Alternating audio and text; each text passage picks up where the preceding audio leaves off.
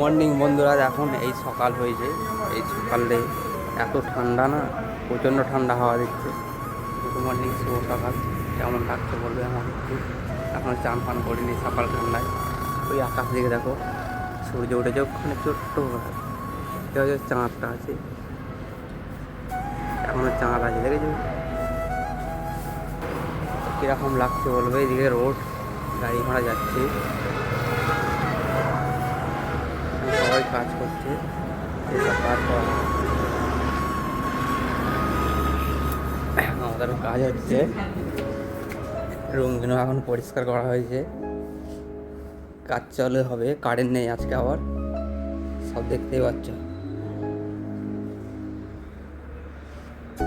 Current নেই বলে কি অবস্থা। রুমগুলো এখন মোচা লাগানো হয়ে গেছে।